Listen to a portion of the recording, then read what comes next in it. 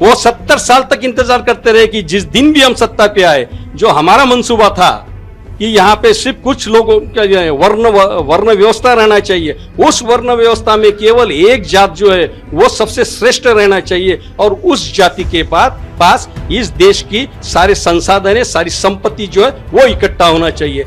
इसी मार्ग पे पिछले 10 साल से इस देश में, देश की जो सत्ता में बैठे हुए लोग हैं वो काम कर रहे हैं। अभी इलेक्शन का दौरान आपको ये चीजें सोचना पड़ेगा कि आपके देश का भविष्य क्या है, आपके बच्चे का भविष्य क्या है। मोदी जी कहते थे कि घर से वोट देने जाएंगे ना 2014 में, सिलेंडर को देख के जरूर जाना। हम भी अपील करते हैं अभी वोटर से कि अब अगर वोट देने जाएंगे तो सिलेंडर को भी देखना, मोटरसाइकिल को भी देखना, अपने बच्चे की शक्ल को भी देखना और अपने बुजुर्गों की शक्ल को भी देखना, क्योंकि उनके लिए आगे का भविष्य क्या करके रखा है इन्होंने। ये 2010 से सारी नौकरियां बंद कर दी है, कॉन्ट्रैक्ट बेसिस पे लोगों की भर्ती हो रही है। महाराष्ट्र में 62,000 स्कूल बंद हो रहे हैं और ये सारे स्कूल किसको दे रहे हैं? कारपोरेट घराने को दे रहे हैं। कल ये कारपोरेट घराने वहाँ पे मॉल बनाएंगे।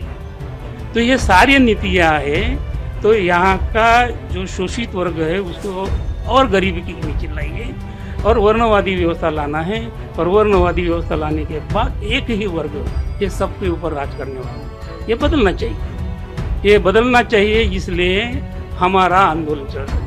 जो संविधान को नष्ट करने की बात कर रहे हैं उनके सपोर्ट में ही उनका जा रहा है, तो इसलिए हमें स्टैंड लेना बहुत ज़रूरी है। और सिविल सोसाइटी ने इसलिए आगे बढ़ के ये कदम उठाया कि इंडिया आघाड़ी को सपोर्ट करना, और ऐसा आह्वान हम सब लोग कर रहे हैं। और इसलिए इतना ज़रूरी है क्योंकि कुछ भी हो जाए किसी भी हालत में हमें बीजेपी को हराना। एमएसपी आज भी नहीं दिया आपने वायदा किया, उनका अनशन या उनका जो आंदोलन था उसको खत्म करने के लिए वायदा किया कि हम दे देंगे। कमेटी बिठाई, पैनल किया, फिर जुमला नहीं हुआ। अभी भी किसानों को लड़ना पड़ रहा है, मतलब सेकंड टाइम भी जो है वापस लड़ना पड़ रहा है। तो आपने कोई वायदे नहीं निभाए। आपने भ्रष्टाचार पे वायदे किए, वो नहीं निभाया, इलेक्टोरल बॉन्ड है ना, इलेक्टोरल बॉन्ड आप देख लीजिए ना, मतलब आप भ्रष्टाचार को लीगलाइज कर रहे हैं। देखिए पिछले 10 साल से हम देख रहे हैं ये सरकार आए दिन सिर्फ इनके पास में एक ही मुद्दा है, द्वेष भड़काना, धर्मांध बात करना, किसी ना किसी जाति के विरुद्ध में जाकर के, स्पेशली हमारे मुस्लिम भाइयों के बारे में, दलित भाइयों के बारे में, दलित जमात के बारे में इतनी खराब बातें करना। पहले दिन से इनका काम यही चल रहा है। और आज की तारीख में हम एज अ सिविल सोसाइटी, क्योंकि हम कॉन्शियस है इसके बारे में, हम अपने अधिकार के बारे कॉन्शियस है, हमारे संविधान के बारे में कॉन्शियस है, हम सब एक आकर के, क्योंकि देश की परिस्थिति आज की तारीख में ऐसी हो चुकी है कि अब अगर हमने सब लोगों ने साथ में आकर के ये सरकार को हटाया नहीं तो ये सरकार के मंसूबे आगे बहुत खराब हैं, इनके जो नीतियां हैं वो खराब है। इनके जो लोग अभी इलेक्शन में खड़े हैं, चाहे वो अरुण गोविल हो, चाहे वो मिर्दा हो, चाहे वो दूसरे कोई ललन सिंह हो, वो सब बातें अभी शुरू कर दिया है कि 400 के पार हमको दीजिए क्योंकि हमें संविधान बदलना है। कितनी घातक बात है हमारे देश के लिए। बाबा साहब अंबेडकर जी की इतना संविधान बनाया हुआ है, एक एक अधिकार दिया हुआ है, छोटे से छोटे इंसान को, बड़े से बड़े इंसान को समान अधिकार दिया हुआ है। कहीं ना कहीं वो आज धोखे में है। क्या किया सरकार ने इन पिछले 10 सालों में? ना बेरोजगारी दूर की, झूठे वादे किए, हम सिलेंडर सस्ता देंगे, रामदेव बाबा को यूज किया कि आपको 35 रुपए का पेट्रोल होना क्या, आप लोगों को सिलेंडर सस्ता नहीं होना क्या, आप सब्सिडी छोड़िए, सब्सिडी छोड़े लोगों ने, चलो भाई मैं अफोर्ड कर सकता हूं, मेरी वजह से किसी और का फायदा होगा, उसके लिए सब्सिडी छोड़ दी। वो खुद महंगा सिलेंडर इसलिए खरीद रहा था क्योंकि उसका गरीब के प्रति त्याग था, वो कि भाई चलो मेरा गरीब आदमी को सस्ता सिलेंडर मिलेगा। क्या ये हकीकत हुआ? ऐसा नहीं हुआ। 450 का सिलेंडर आज 1200 रुपए पहुंच गया। और सब्सिडी जाने दो, किसी के भी अकाउंट में नहीं आती। उज्ज्वला करके इन्होंने सिर्फ फर्स्ट टाइम सप्लाई कर दिया, उसके बाद उसको सिलेंडर पैसे से खरीदना पड़ा। कहां गई वो स्कीम इनकी? 15 लाख आए? बिल्कुल भी नहीं आए। 2 करोड़ रोजगार की बात थी, पार्लियामेंट में इन्होंने स्टेटमेंट दिया है सिर्फ 7 लाख नौकरियां दे पाए हैं ये लोग, उससे ज्यादा नहीं दे पाए हैं। कहां 2 करोड़ पर ईयर 10 करोड़ लोगों को, नौजवानों को नौकरी देना था, आज 7 लाख लोगों को नौकरी दे रहे हैं। और चुनाव के पहले क्या करते, नमो रोजगार, ये रोजगार मेड़ावा, ये 200 लोगों को 150 लोगों को उसमें कुछ ना कुछ अपॉइंटमेंट दे रहे, छोटी मोटी पोस्ट के ऊपर में। जो नौकरियां हैं वो बंद हो गई हैं। 90 लाख नौकरियां सेंट्रल गवर्नमेंट की पेंडिंग है, वहां पर लोग उन्हें नौकरी नहीं ले रहे, ना एग्जाम ले रहे, ना कुछ बात कर रहे, ना उनको कुछ बात, रोजगार के बारे में कोई बात हो रही है। क्यों? क्योंकि इनकी मानसिकता नहीं है। आईएएस की परीक्षा के लिए हमें यूपीएससी एमपीएससी का एग्जाम देना पड़ता है, ये लोग डायरेक्ट अपॉइंट कर रहे हैं ऑफिसर्स, क्योंकि इनको इनके ऑर्डर्स इंप्लीमेंट करने वाले लोग चाहिए, इनको शिक्षित पढ़े लिखे लोग नहीं चाहिए, इनको मानसिकता वाले लोग चाहिए, धर्मांध मानसिकता वाले लोग चाहिए, इसलिए ऐसा बात कर रहे हैं। दवाइयों के बारे इन्होंने कानून बदल दिया। जो स्पूरियस दवाइयां बनाता है उसके बारे में कैबिनेट में रूल पास कर दिया कि इसको 3 साल से 9 साल की जो सजा थी, इसके अंदर में एक प्रावधान और डाल दिया, कोर्ट के बाहर सेटलमेंट कर सकते हैं आप। इंसान की जान से खेल रहे हैं ये लोग। मणिपुर इनसे जाना नहीं होता। महिलाओं की सुरक्षा की बात करें तो दुनिया भर के रेपिस्ट, दुनिया भर के ऐसे षड्यंत्रकारी लोग बीजेपी में हैं। कितना सताया, 1 साल बैठे हमारे पहलवान महिलाएं, रोई, पुलिस से डंडे खाई, और उसके बाद भी वो बृजभूषण सिंह को हटाने के लिए तैयार नहीं है। एजुकेशन पॉलिसी इन्होंने खराब कर डाली। जो नई एजुकेशन पॉलिसी है, जो पैसा कॉलेज को पढ़ाने के लिए आता था आज नहीं आता है, आज वो लोन के रूप में दिया जाएगा, उस पर इंटरेस्ट चार्ज किया जाएगा। यूनिवर्सिटी को वो पैसा विद इंटरेस्ट वापस करना है, तो क्या इसका भाव, इसका जो इफेक्ट है, इसका इफेक्ट स्टूडेंट पे नहीं जाएगा? वो यूनिवर्सिटी क्या करेगी, वो जो बच्चा फीस भरेगा वो लोन की इंस्टॉलमेंट भरेगा उन लोगों के भरने की। तो एजुकेशन महंगी होने वाली है। गरीब का बच्चा कहां जाएगा पढ़ने के लिए? गरीब का बच्चा तो पढ़ ही नहीं सकता गवर्नमेंट कॉलेज में, क्योंकि वहां भी व्यवसाय शुरू कर देंगे ये लोग। ऐसी पॉलिसी लेके आएंगे ये लोग। आज सुप्रीम कोर्ट में एक ऑर्डर पास होता है कि एक स्टेट गवर्नमेंट को पूरे अधिकार है अपने नीचे के ऑफिसर्स को अपॉइंट करना, अपने नीचे के ऑफिसर्स को तबादला करना, कुछ करना। दूसरे दिन पार्लियामेंट में वो रूल बदली करके उसके अपॉइंटमेंट निकाल करके नया कानून ला करके अपने हिस्से में डाल दिया जाता है वो, कि नहीं स्टेट गवर्नमेंट नहीं कर सकती, हम ही करेंगे ये सब चीज। क्यों? क्योंकि इनकी मानसिकता खराब है। इनके बोलने की बात कुछ और है, इनके दिमाग के अंदर की बात कुछ और है। ये वहां ऐसा ऑफिसर नियुक्त करना चाहते हैं जहां पर वो सरकार को काम करने ना दे, जहां पर भी विपक्ष की सरकार है वहां पे काम ना करने दे। आए दिन इनके गवर्नर तंग करते हैं, आए दिन इनके गवर्नर उल्टा सीधा चीफ मिनिस्टर के साथ में बात करते हैं। ये सरकार चल रही है, देश चल रहा है, क्या चल रहा है? हम लोग सब इसके खिलाफ खड़े हुए हैं। हम लोग के देश के ऊपर में आज 6 गुना कर्जा हो गया है। $400 मिलियन का कर्जा हमारे पास 2014 का था, आज $2400 मिलियन का कर्जा हमारे पे हो गया है। और रोड और ब्रिज और दुनिया भर के हमारे पे थोपे जा रहे हैं। मूलभूत सुविधा कहां है? आप वर्धा रोड से जाइए, वर्धा मेन रोड तो कंक्रीट का बना दिया, लेकिन बाईपास में जाकर के जरा गांव में घुस जाइए, वहां रोड भी नहीं है। यह विकसित भारत है? तो हम सबसे अपील करना चाहते हैं, आप इन सब चीजों को समझिए। अभी इलेक्शन का दौरान आपको ये चीजें सोचना पड़ेगा कि आपके देश का भविष्य क्या है, आपके बच्चे का भविष्य क्या है। मोदी जी कहते थे कि घर से वोट देने जाएंगे ना 2014 में, सिलेंडर को देख के जरूर जाना। हम भी अपील करते हैं अभी वोटर से कि अब अगर वोट देने जाएंगे तो सिलेंडर को भी देखना, मोटरसाइकिल को भी देखना, अपने बच्चे की शक्ल को भी देखना और अपने बुजुर्गों की शक्ल को भी देखना, क्योंकि उनके लिए आगे का भविष्य क्या करके रखा है इन्होंने। अगर आपको लगता है ये सिलेंडर इन्होंने 1200 का कर दिया है, अगर आपको लगता है ये 35 रुपए का पेट्रोल इन्होंने 120 रुपए कर दिया है, अगर आपको लगता है आपके बड़े बुजुर्ग जो बीमार है उनके लिए स्वास्थ्य सेवा अवेलेबल नहीं है, उनको महंगा इलाज कराने के लिए उनके पास में अस्पताल अवेलेबल नहीं है, तो बिल्कुल बीजेपी को वोट नहीं देना है। वोट ऐसी सरकार को देना है जो आपके हित में काम करे, जो वेलफेयर गवर्नमेंट हो, जो इंडिया अलायंस आपको बता रहा है, जो इंडिया अलायंस के कैंडिडेट्स आपको बता रहे हैं, जो तमाम इंडिया अलायंस की पार्टियां आपको बता रही है। हम सबसे नम्र विनिवेदन करते हैं, जितने भी वोटर्स हैं, एक एक बंदा अपने घर से लेके जाइए, एक एक अपने दोस्त हो, भाई हो, रिलेटिव हो, जो भी हो, तो सारे लोगों को लेके जाइए। हर इंसान ने वोट करना चाहिए और इस बार ये चुनाव कोई पार्टियों के बीच में नहीं है। ये चुनाव आज की तारीख में मोदी वर्सेस इंडिया का चुनाव है। हम एक एक भारतीय का चुनाव है, भारतीयता के बारे में चुनाव है। हम एक हो जाए भारतीय, और मोदी को हराना जरूरी है, नहीं तो आने वाला भविष्य बहुत काला होगा।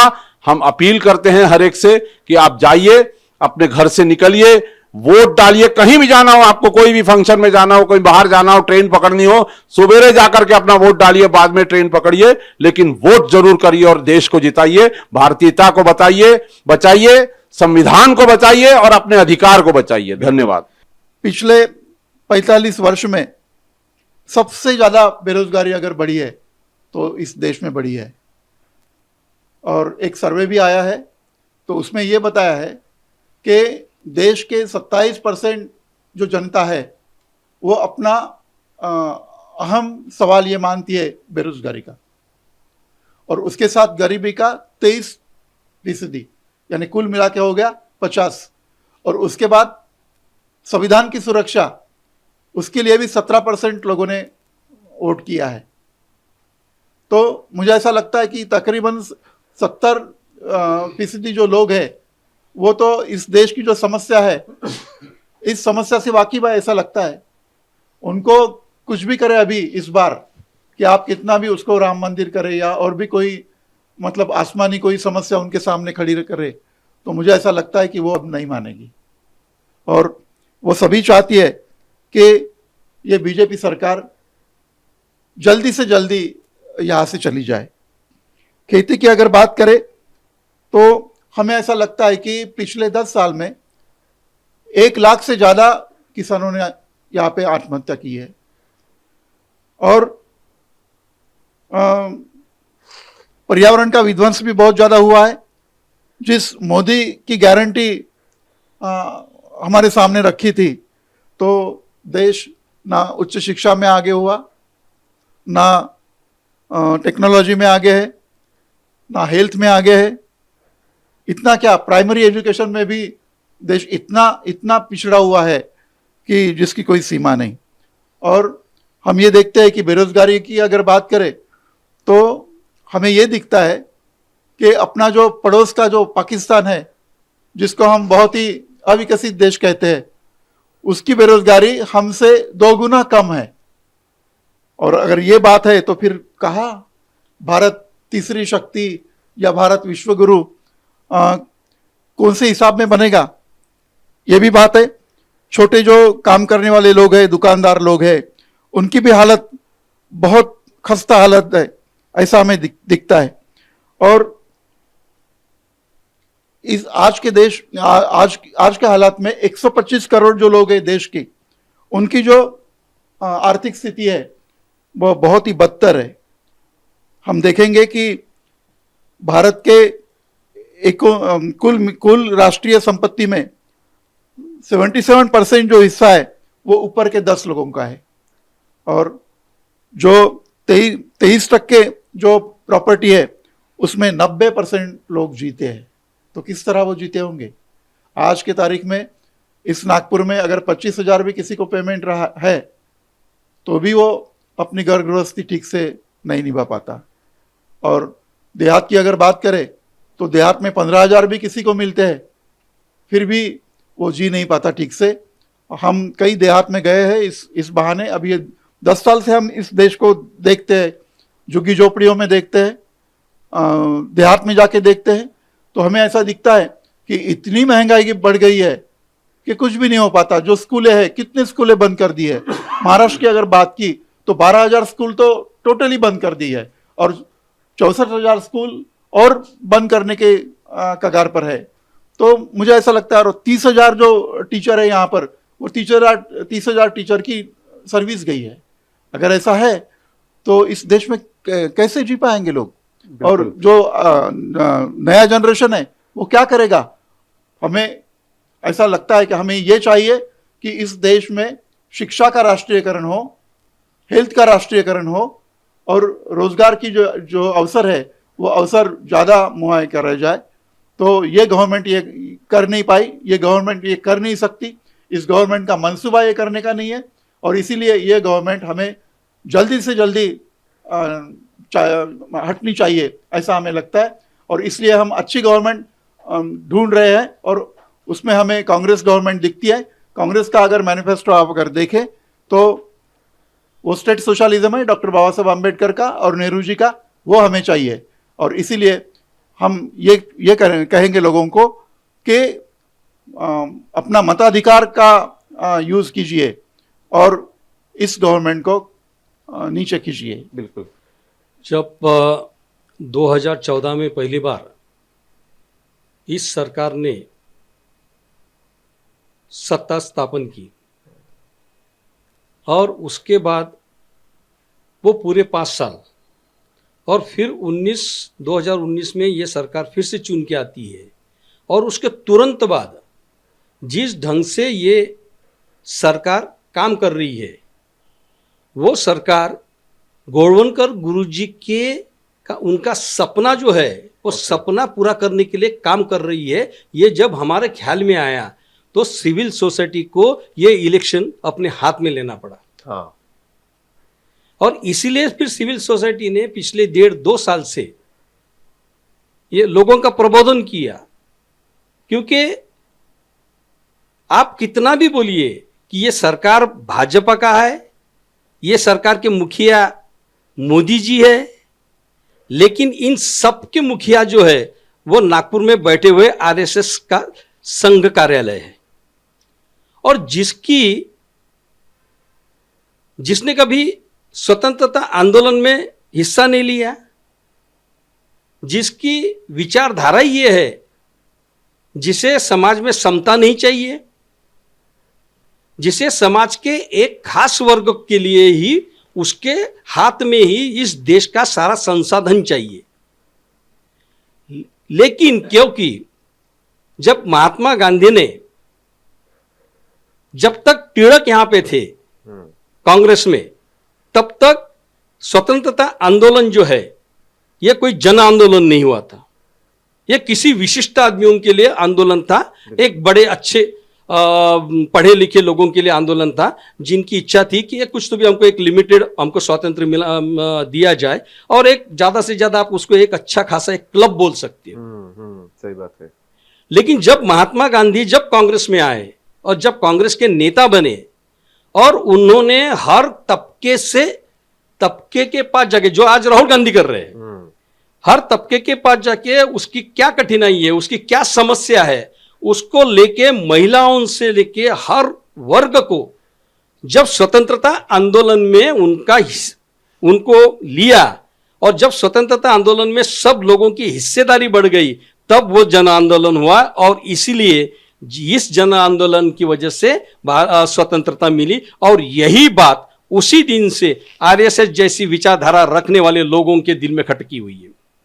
वो 70 साल तक इंतजार करते रहे कि जिस दिन भी हम सत्ता पे आए, जो हमारा मंसूबा था कि यहां पे सिर्फ कुछ लोगों का वर्ण व्यवस्था रहना चाहिए, उस वर्ण व्यवस्था में केवल एक जात जो है वो सबसे श्रेष्ठ रहना चाहिए और उस जाति के पास इस देश की सारे संसाधन, सारी संपत्ति जो है वो इकट्ठा होना चाहिए। इसी मार्ग पे पिछले 10 साल से इस देश की जो सत्ता में बैठे हुए लोग हैं वो काम कर रहे हैं।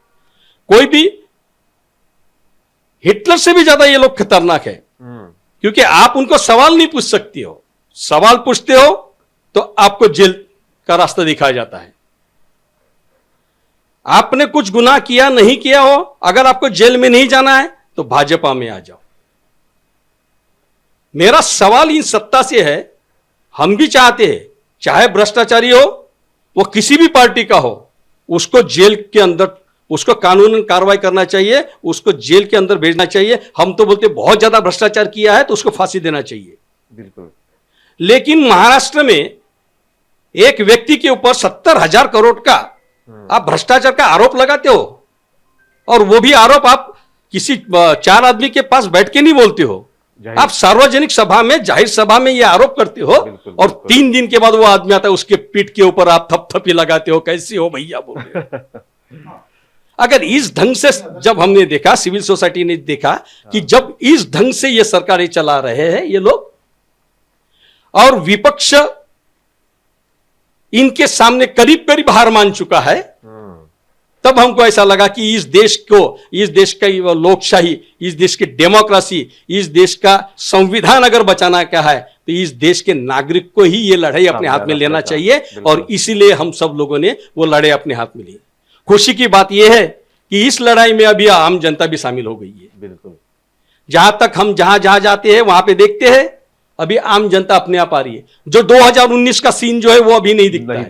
बिल्कुल। जहां पर भी किसी का है, आज लोग कौन उम्मीदवार है, आरएसएस की विचारधारा वाले पक्ष के अपोज में कौन उम्मीदवार है? आज इसके पहले जाति देखी जाती थी, इसके पहले धर्म देखा जाता था, आज ना जात देखी जाती है, आज ना धर्म देखा जाता है। आज सिर्फ यही देखा जाता है कि ये आरएसएस वाली विचारधारा, ये मनुस्मृति वाली विचारधारा जो है, जो समता नहीं चाहती है इस देश में, जो इस देश में दो धर्म अपने भाई जैसे व्यवहार एक दूसरे से करे, जो इस देश में शांति नहीं चाहते हैं, इनके खिलाफ जो भी कोई उम्मीदवार हो, चाहे वो कैसा भी हो, आज जनता उसके पीछे ताकत के साथ खड़ी है। और हमें आशा है कि आने वाली चुनाव में इस आरएसएस वाली विचारधारा को लोग यहां से हटा देंगे। आपके भारत के हर लोगों की आमदनी कितनी है? 7 से 12 गुना अमेरिका के लोगों की आमदनी है। हमारी कितनी है? हमारी वो पाकिस्तान और बांग्लादेश से भी नीचे है, और अफ्रीकी कंट्रियों के देश के नीचे भी है। तो ये भूल-भुलैया है। झूठ बोलो, एक झूठ बोलने के लिए आपको 100 झूठ बोलना पड़ता है, और बार बार झूठ बोलिए तो गोबल नीति है। बार बार झूठ बोलने से लगता है कि ये सच है। मंदिर वही बनाएंगे, मंदिर बनाए। अब मंदिर बनाने से कितने लोगों को पेट भरना, कितने लोगों को रोजगार मिला है? ये 2010 से सारी नौकरियां बंद कर दी है। कॉन्ट्रैक्ट बेसिस पे लोगों की भर्ती हो रही है। महाराष्ट्र में 62,000 स्कूल बंद हो रहे हैं, और ये सारे स्कूल किसको दे रहे हैं? कारपोरेट घराने को दे रहे हैं। कल ये कारपोरेट घराने वहाँ पे मॉल बनाएंगे। तो ये सारी नीतियाँ हैं। तो यहाँ का जो शोषित वर्ग है उसको और गरीबी की नीचे लाइए, और वर्णवादी व्यवस्था लाना है, और वर्णवादी व्यवस्था लाने के बाद एक ही वर्ग ये सबके ऊपर राज करने वाला है। ये बदलना चाहिए, ये बदलना चाहिए। इसलिए हमारा आंदोलन चल रहा है। 10% आरक्षण आपने ईडब्ल्यूएस लागू किया। यहाँ की सारी पार्टियाँ जो बोलते हैं कि हम परिवर्तनवादी है, चाहे वो बीएसपी भी हो रहे या और कुछ रहे, एक ही पार्टी ने उसका विरोध नहीं किया। ईडब्ल्यूएस आरक्षण सारा ये संविधान विरोधी है, हम आपको सबको मालूम है। और उसमें भी वो ईडब्ल्यूएस में ना ओबीसी आएगा, ना एससी आएगा, ना एसटी आएगा। सीधा ये अपर कास्ट के लिए ये लागू किया है। और अपर कास्ट के लिए आप तो मेरिट की बात करते हो, सेव मेरिट कहते हो, और सेव मेरिट के नाम के ऊपर हमारे लोगों को जो मेरिट में आए उनको पीछे ढकल रहे हो। तो नहीं, लैटरल एंट्री अभी किसको वोट देना है? तो वही बताएंगे ना। लैटरल एंट्री आप ला रहे हो। IAS के 1400 पोस्ट होती थी, 650 के ऊपर आ गई है। यानी तुम धीरे धीरे पूरा आरक्षण खत्म कर रहे हो, और फिर बोलते हो हम संविधान को कुछ बिगाड़ नहीं देंगे। संविधान होकर भी आप संविधान के खिलाफ जा रहे हो। आप नया संसद भवन बनाया है, नया संसद भवन में आप वहाँ पे वो पूजा पाठ कर रहे हो। ये शर्म की बात है। धर्मनिरपेक्ष अभी तक कलम उसमें का खत्म नहीं हुआ है। आप आओगे तो धर्मनिरपेक्ष उसमें का निकल दो, तब जाके आप मंदिरों में जाओ। एक पीएम, अरे क्या ये है? हिमालय में जाता है, नदी के नीचे में जाता है, नदी के ऊपर में जाता है, हवा में जाता है। तो ये बदलना चाहिए। और हमने तय किया है, हमने नहीं तय किया है, यहाँ के सारे ओबीसी, एससी, एसटी, इन लोगों ने अभी तय किया है ये सरकार हम बदलेंगे, और ये बदलना चाहिए। अगर नहीं बदले तो यहाँ अराजक निर्माण होगा। धन्यवाद। बिल्कुल। सबको नमस्कार। बात तो यही है कि पिछले 10 साल से इनकी जो सरकार चल रही है, पहले इन्होंने ये कहा था कि मैं झोला लेकर आया हूँ, झोला लेकर जाऊंगा, ये कहते थे। लेकिन आज उन्होंने अपने पूरे जो परिवार के लोग हैं उन सभी को उनको बहुत कुछ गड़गंज संपत्ति वाले बना डाले हैं। ये बात भी है।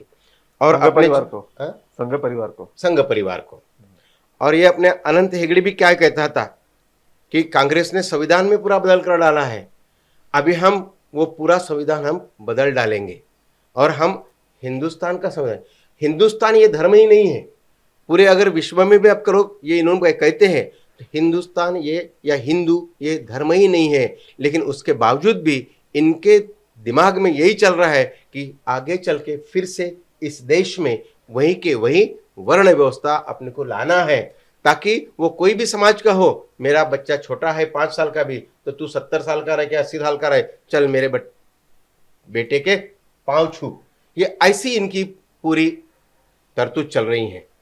दूसरी बात यह है कि इन्होंने ये कहा था कि जब सिलेंडर 300, 400 में मिलता था तभी भी इनका आंदोलन चल रहा था।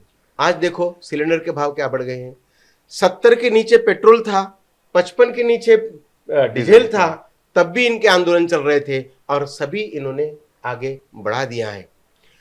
अब दूसरी बात यह भी है कि अभी तक पूरे विश्व में आप देख लेंगे तो कोई भी किताबें पर बोलो, पार्टी पेंसिल पे बोलो, कोई भी टैक्स नहीं लगता, लेकिन इन्होंने उस पर भी टैक्सेशन लगा दिया है। और अभी आप अगर नागपुर की बात कहें तो ये समझ में आ रहा है कि आपका घर टैक्स जो था उसको तिगुना अभी इन्होंने बढ़ा दिए हैं।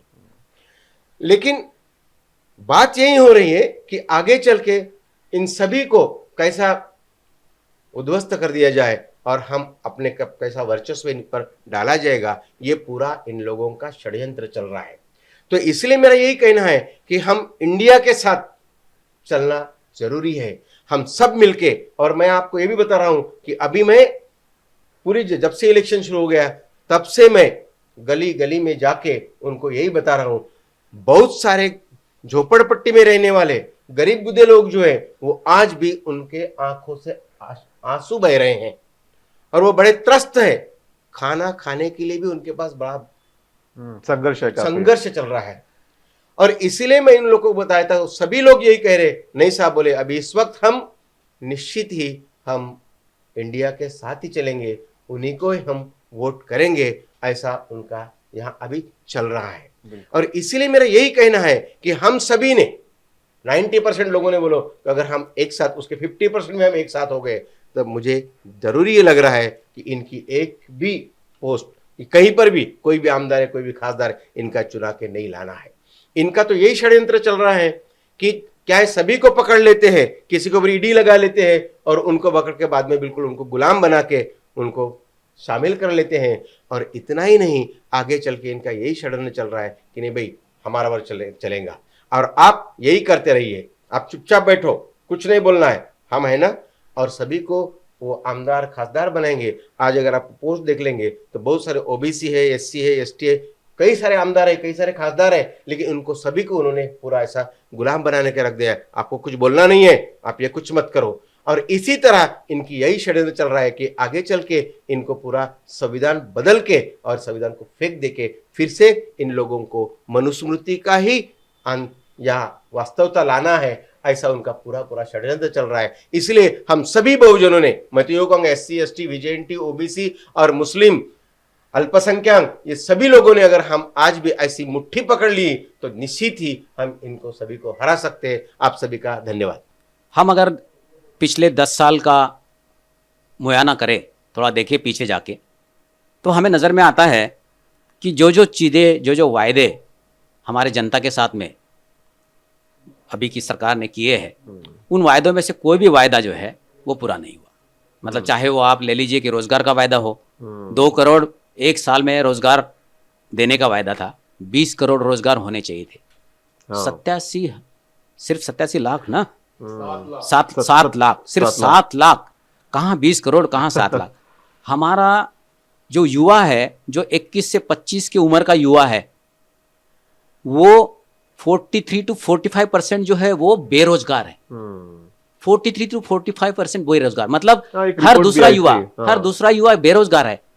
और आप क्या कहते हो, आप एक तरफ तो कमिट करते हो कि आपको इतने रोजगार देंगे, और जब रोजगार की बात कोई करने जाता है तो बोलते पकोड़े तलना भी तो रोजगार है। मतलब कोई एमबीए आदमी पकोड़े तो लेगा। हाँ, बिल्कुल। तो इस तरह से ये जो जितने ऐसे अलग अलग तरह के आपने एमएसपी का वायदा किया था, क्या हुआ उस एमएसपी का वायदा? पिछले बार जो है 1.5 साल से ऊपर वहाँ हमारे किसान बंधु जो है वहाँ दिल्ली के बॉर्डर पे बैठे रहे। 750 से ज़्यादा किसानों की शहादत हुई। बिल्कुल। आपको मतलब उनकी जान की भी नहीं पड़ी।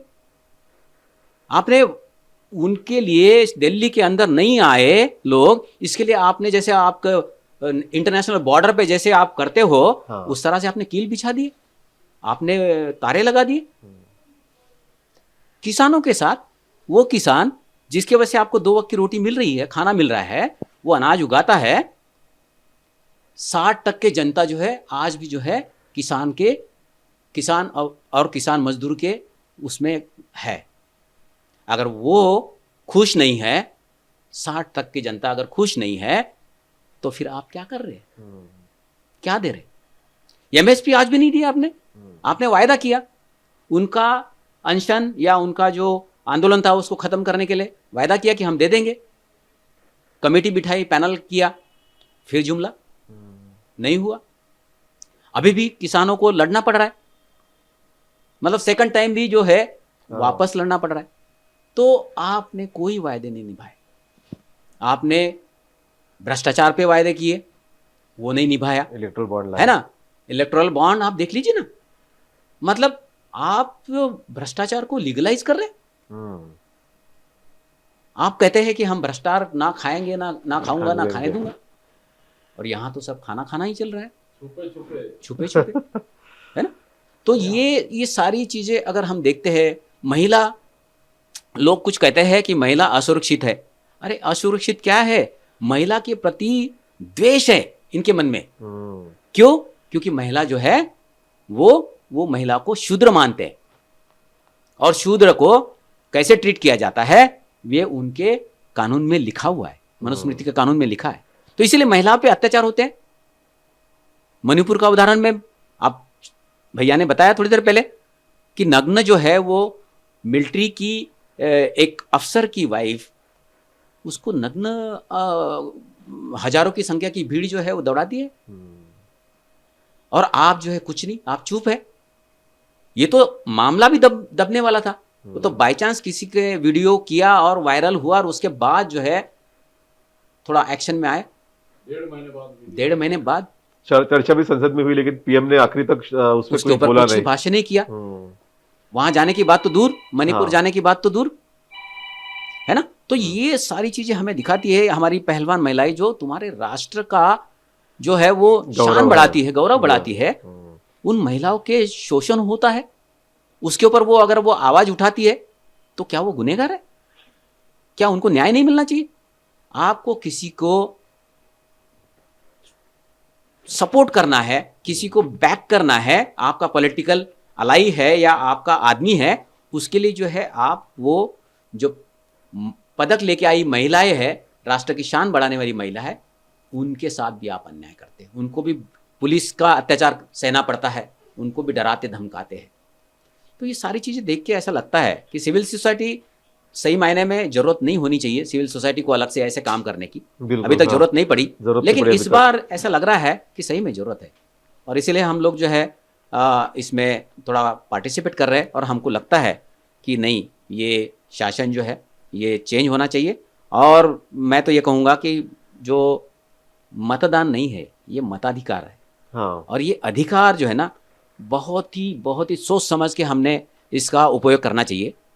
आपको प्रलोभन मिलेगा, आपको थोड़ा सा लालच दिखाया जाएगा, लेकिन आपको उसका बलि नहीं पड़ना है उसके लिए। बिल्कुल। वो क्योंकि अगर आप उसके लालच में आ गए तो आपकी आने वाली पीढ़ी जो है समझ लीजिए पूरी तरह से बर्बाद है। तो इसलिए मैं यही कहूँगा कि आपका मतदान का जो अधिकार है, वो मताधिकार है, वो बहुत अच्छे से निभाए, और जो एलिजिबल वोटर्स है, जिनका वोटर लिस्ट में नाम है, वो सारे के सारे अपने घर से निकले और मतदान करे। इस बार मतदान करे। कुछ ऐसा भी हो सकता है, आपके सामने कश्मकश हो सकती है कि ट्रायंगल हो सकता है, मतलब तिरंगी लड़त भी हो सकती है। तो उस तिरंगी लड़त में भी आपको सोचना है कि कौन इन शक्ति को, संविधान विरोधी शक्ति को रोक सकता है, उसी को आपने वोट देना चाहिए। देखिए, हमेशा जो क्षेत्रीय पार्टियां रही है, उन्होंने जो राष्ट्रीय स्तर की पार्टियां हैं उनको कई बार टक्कर दी और कई बार उनके वोट पोलराइजेशन भी किया है। और आज की जो स्थिति है नागपुर में देखे या फिर ये अभी जो पहले चरण के जो चुनाव है, यहाँ पे भी यही हालात दिख रहे कि इंडिया आघाड़ी के अलावा जो दूसरी पार्टियां हैं वो कहीं ना कहीं डायरेक्टली या इनडायरेक्टली जो सत्ता में बैठे लोग हैं, जो संविधान को नष्ट करने की बात कर रहे हैं, उनके सपोर्ट में ही उनका जा रहा है। तो इसलिए हमें स्टैंड लेना बहुत ज़रूरी है और सिविल सोसाइटी ने इसलिए आगे बढ़ के ये कदम उठाया कि इंडिया आघाड़ी को सपोर्ट करना, और ऐसा आह्वान हम सब लोग कर रहे हैं। और इसलिए इतना ज़रूरी है क्योंकि कुछ भी हो जाए किसी भी हालत में हमें बीजेपी को हराना है। और बीजेपी को हराने की ताकत आज के तारीख में तो हमको ये लगता है कि इंडिया आघाड़ी के नेताओं में ही है, या फिर उनके पक्ष की जो विचारधारा है उसमें है, वही टक्कर दे सकते हैं। ओके, तो इसमें मैं कुछ और ऐड करना चाहूँगा कि जैसे भारत देश है युवाओं का देश बोला जाता है। युवाओं के भविष्य के बारे में यहाँ पे आज कोई भी सत्ता के नेता कोई भी बात नहीं कर रहे। अब सबसे पहले मैं उसकी सबसे पहली जो समस्या है, जो शैक्षणिक शुल्क जो बढ़ा गया है, कई ऐसे कोर्सेज हैं जिसकी 40% तक फीस बढ़ाई गई है। उसके बाद एक बहुत बड़ा घोटाला यहाँ पे हुआ है जो चाहे उतना आगे नहीं आया, वो है स्पर्धा परीक्षा का घोटाला। आप देखिए, महाराष्ट्र से लेके गुजरात, राजस्थान, यहाँ पे यूपी में भी हुआ है। इतना बड़ा घोटाला है क्योंकि, और उसमें भी एक चीज़ ये है कि पहले जो स्पर्धा परीक्षा की जो फीस होती थी वो 200 या 300 तक फीस होती थी। आज वो फीस 900 से 1100 रुपए तक है। यानी गरीब का बच्चा कैसे तो भी उतना पैसा जुटा के वो परीक्षा का फॉर्म भरता है, और संसाधन नहीं रहते हुए भी अपना अलग स्ट्रगल करके वो उसकी पढ़ाई करता है। पढ़ाई करने के बाद जब वो परीक्षा देता है तो पता चलता है कि पेपर लीक हो गया। और अगर पेपर लीक नहीं हुआ तो सालों साल उसका रिजल्ट डिक्लेयर नहीं करते। तो ये देश के युवाओं के साथ कितना बड़ा धोखा है। अग्निवीर भी है, 4 साल में उनको रिटायर कर रहे हैं, और प्राइम मिनिस्टर कह रहे हैं कि तीसरी बार पीएम बनाओ। ये और इसके बारे में युवाओं ने इस बार बहुत ज़्यादा सोचना चाहिए। और इसमें और एक चीज़ ये है कि जब ये युवा इस सारे मुद्दों को लेके सड़क पे उतरते हैं या आंदोलन करते हैं, संवैधानिक पद्धति से आंदोलन करते हैं, तो उनको बुरी तरह से पीटा जाता है, उनका आंदोलन पूरी तरह से नष्ट किया जाता है, बुरी तरह से लोगों को पीटा गया है। आपने वीडियो देखे होंगे कई यूनिवर्सिटीज़ के।